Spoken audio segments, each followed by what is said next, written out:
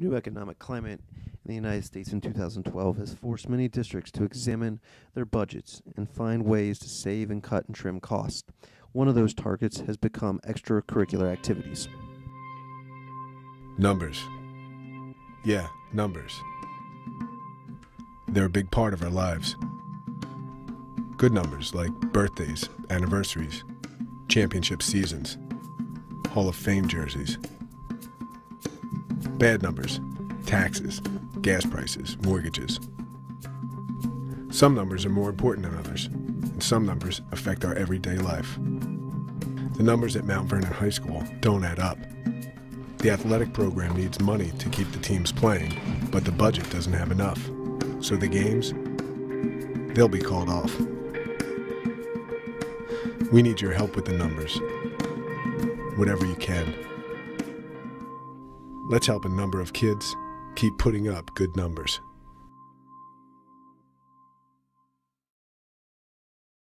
The video clip you just saw is an example of many pieces of multimedia you'll find on the internet advocating for their particular budget issue.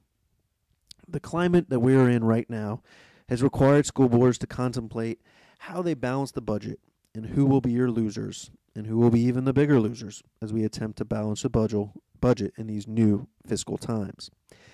By their definition, extracurricular activities tend to be extra, beyond the core curriculum, and make them ripe as a target for potential cutbacks. The political, economical, and social implications of those decisions are significant.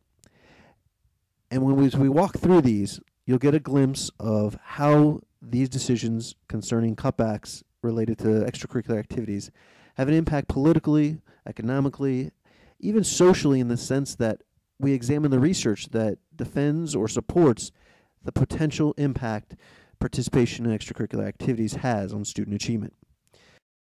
Marquette Area Public School Board tonight is going over its options for digging its way out of $2.4 million as a budget deficit. The school board is in the first phase of the budgeting process. The preliminary plan is to eliminate up to 8.8 full-time employee positions. Those teachers were notified today of the possible layoffs, and some of the positions that could be cut are music and art teachers. School districts are challenged economically in a unique way. Their budgets function in a zero-sum game. Black and English had described as basically in order for the budget to be balanced, there are going to be winners and losers. There's only a specific allocation provided by public funding from state, local, and federal tax revenue, and that funding is allocated and restricted. So in order for an increase to happen in one area, that requires losses in another. This zero-sum game creates quite a political challenge. And the current economic climate finds ourselves looking at multiple losers and defining who will be the largest losers and the less impacted programs. As boards wrestle with this, they look at extracurricular activities as a ripe opportunity to reduce their budgets. For example, when you look at a report by Gensel, 58% of the school districts in the state of Pennsylvania are reporting that they plan to make cuts in this current fiscal year in the areas of arts and music and extracurriculars. Furthermore, the school district of Philadelphia gives you a prime example how they cut $2.8 million from their budget by eliminating extracurricular activities by closing those buildings and all the costs that go with keeping them open.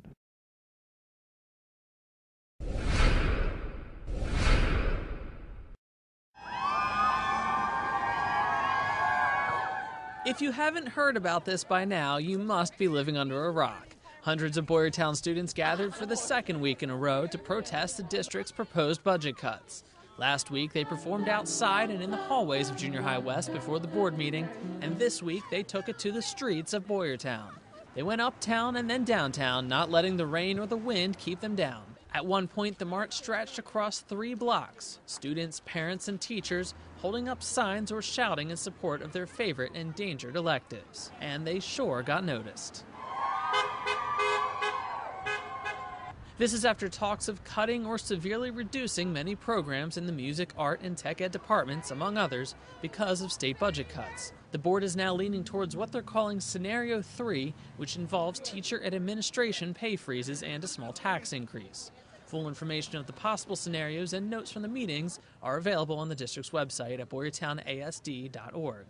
No matter what the outcome, it's clear that the community won't let go of what they love without a fight. Zachary Reinert, WZAR News.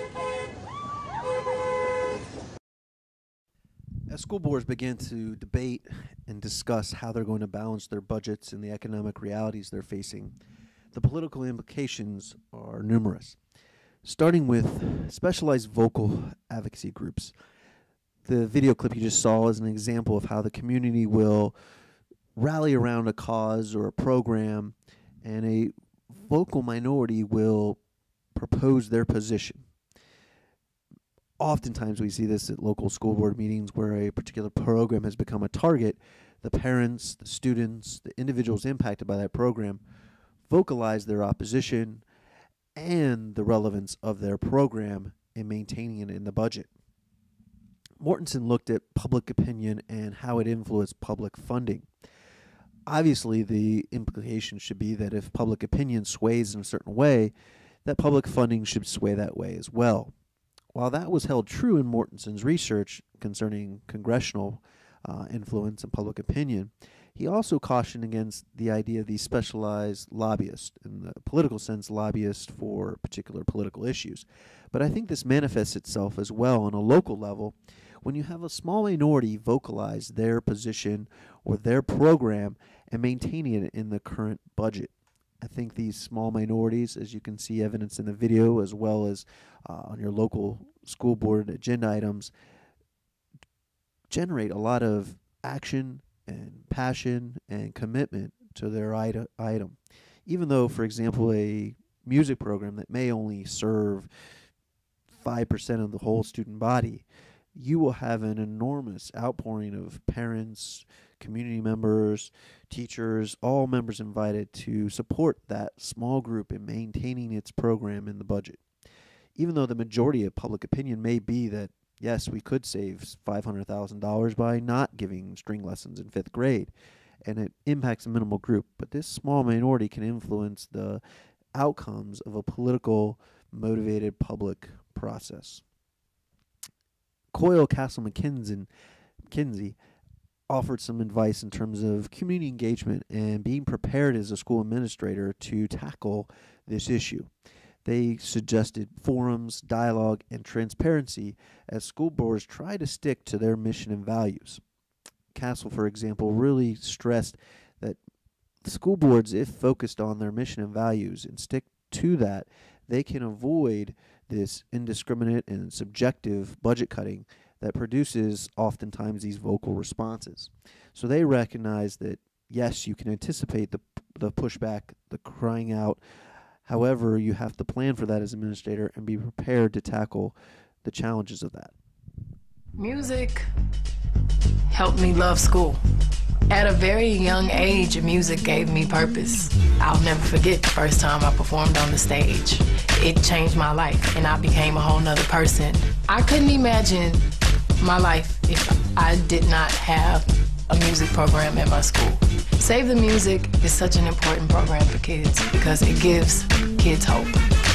Beyonce's story highlights the power of culture and stories in our lives. Beyonce provides a perfect example of how different special advocacy groups will position themselves to argue for their position in the budget. They will share these very personal, passionate stories about how particular programs impacted their lives and changed the course of their lives, as Beyonce describes. Schools even embrace this. It's part of their culture. We decorate our hallways with trophies and championship banners and set up whole sections of Hall of Fame of sports in our different buildings, all highlighting these important contributions to our school's culture. And there's no doubt that the different groups that are under attack in these programs, even the middle school ones, will speak to the foundation that those programs lay and future success at the high school level. And they will look to those as evidence of their contribution to the overall school community and argue that's the reason that these programs need to be maintained. Now, even though that's an important part of our culture, the understanding of that and the premise of that is the long-standing tradition that The participation of students in these activities contribute to the overall student achievement, meaning students that are involved and engaged are better performers academically as well. So in an effort to solidify that, I began to look about a little bit of research concerning those. One of the first research studies I looked at was Won and Han, where they compared U.S. and Korean student participation using TIMSS of 2003 as their reference point. They compared how U.S. and Korean students reported their participation out of school activities, particularly sports. One of the key findings was that while United States students participated at a much greater rate in sports than Korean students, there was a positive association with students in the United States' participation and academic achievement. Whereas Korean students, there was a negative association, and that may be explained by cultural differences. One of the surprising findings was that among males and high achievers, participation in sports actually had a negative impact on their achievement. So the more time they devoted to sports, they actually decreased in achievement. Now, the study had its limitations, self-reporting being one of them, but it was an interesting starting point to start to build a case for the association between athletics and academics. Another study by Minzer, Crane, and Forbes examined the set of urban youth in New York, mainly from programs, federally funded meal programs. A lot of the school districts the students came from were participants in federal subsidies for their meals, indicating a high level of socioeconomic status. Similar to the other study, Won and Han, Minzer and others control the variables for socioeconomic and parental educational levels. They wanted to make sure that their studies focused on just measuring whether academic achievement was associated with participation activities. In this study as well, there was found to be an association with student participation, being involved, and academic achievement. The group that was uninvolved, they clustered their research into groups of participation, and what they found is students that were in the uninvolved group, meaning limited outside activities, did produce poorer GPAs and lower academic achievement. However, they did notice that participation of urban youth in some sports and outside community clubs did show signs or connections to poor behavior in school, discipline problems. They theorized that that might be associated with the monitoring of those programs, and it shouldn't just be enough to assume that if students are engaged in programs, that produces a result. The quality of the programs do have an impact. The final study looked at a large sample size from Iceland. They surveyed over 5,000 students and gathered data about their participation in activities and their academic achievement. Again, in this study, there was an association found between the students and their participation. Now, this study was a little different in the sense that it focused on healthy habits. They used student BMI, body mass index. They also used their reports of healthy eating and physical activity.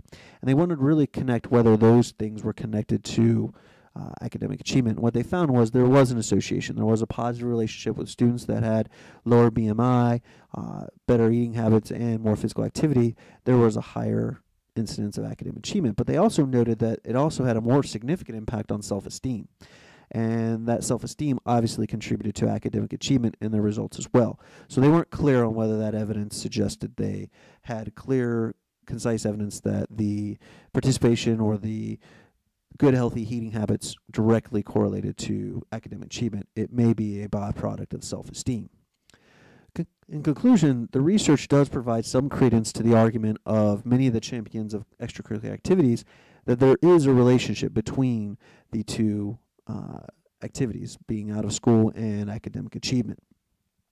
And I think it's prudent of school leaders to be aware of this as they begin to tackle the issue of eliminating these important programs of school culture and out of financial necessity, but they must be cautious in how they do this as well as aware of what the research has demonstrated. The new economic reality that we're facing in 2012 has changed how we must handle and conduct our fiscal business as schools. Our leaders and administrators have to make difficult decisions about the financial direction and goals, and extracurricular activities become a ripe opportunity to reduce budgets and initiate savings. However, leaders must be aware of the political implications, the vocal support groups that will participate and want to advocate their position, and the district leadership has to be ready and proactive in engaging them in a conversation transparent, and as well as be aware of the current research supporting their different positions. As a function of the school budgeting process, there will definitely be losers and even bigger losers in our current economic climate. It will be a challenging task for school leadership to generate a process that focuses on the school mission and values while still validating the multiple constituents that must be served.